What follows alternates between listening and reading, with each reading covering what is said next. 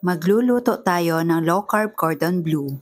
Unang gagawin, mag-fillet ng chicken. If you love this recipe, please like and share and follow me for more low-carb recipes and health tips. Ang list of ingredients ay ilalagay ko sa last part ng video na ito.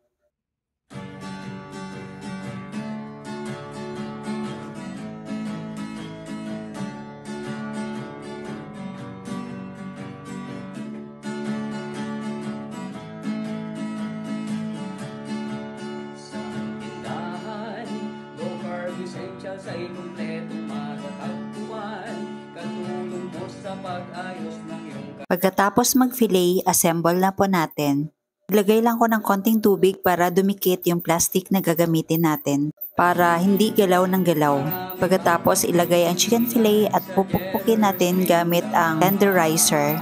Tapos pagtugma-tugmain lang, pagdugtong-dugtungin lang, yung tipong parang naglalaro lang ng puzzle. Tapos maglalagay lang tayo ng konting salt and white pepper. Tapos ilagay ang ham and cheese, then roll. Tapos ibalik sa gitna at roll ulit kasama na yung plastic. At close po natin both ends, parang kagaya lang ng candy. At repeat lang yung procedure hanggang sa maubos yung chicken.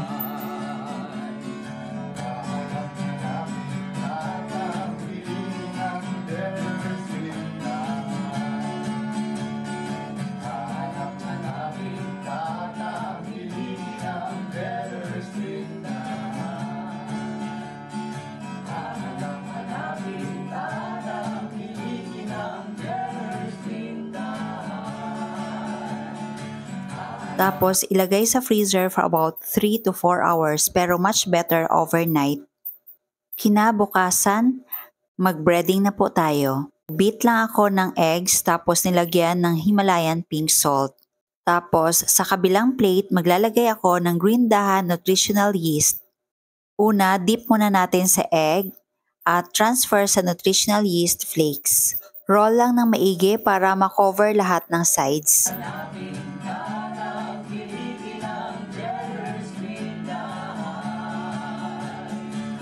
Tapos ibalot sa plastic at ibalik sa freezer.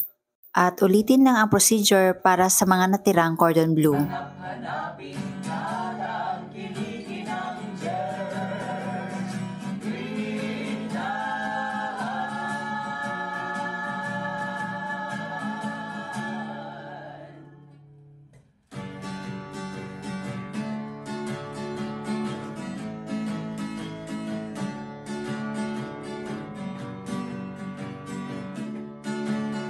At ito na po yung sample ng mga nabuo ko. Pwede po kayo gumawa ng mas marami pa dito.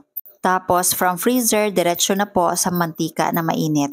Lutuin po natin ito over medium-high heat. Hintayin hanggang maging golden brown. At hanguin. Tapos rest muna for about 20 minutes. Tapos pwede na pong slice.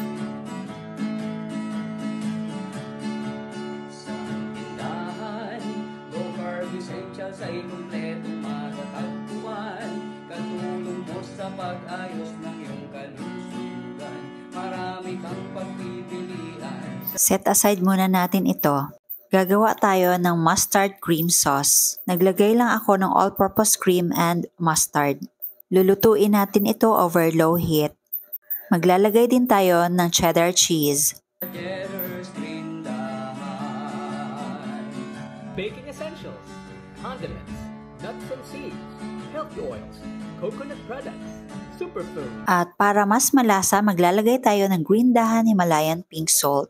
Pagkatapos, haluin ng maigi. Kailangan habang malabnaw pa, off na po natin yung apoy. Dahil habang bumababa yung temperature, lalo po itong lumalapot.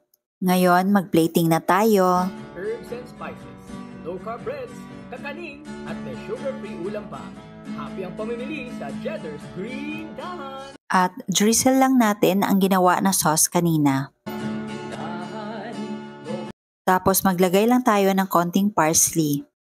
At ito na ang ating low-carb cordon bleu. Ay kumpletong matatagpuan, katulong mo sa pag-ayos ng iyong kalusugan. Marami marami kang pagpipilian sa Jetter's Tindahan.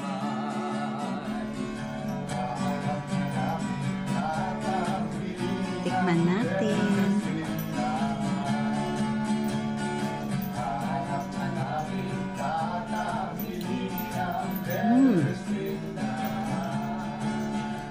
Super cheesy. Ang sarap talaga, promise.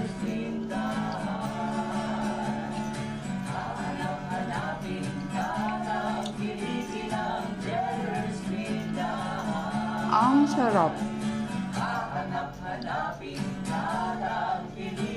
Pwedeng papakin, pwedeng iulam, pwedeng pambaon, pang snacks, all around. Sobrang sarap talaga ng low carb cordon bleu.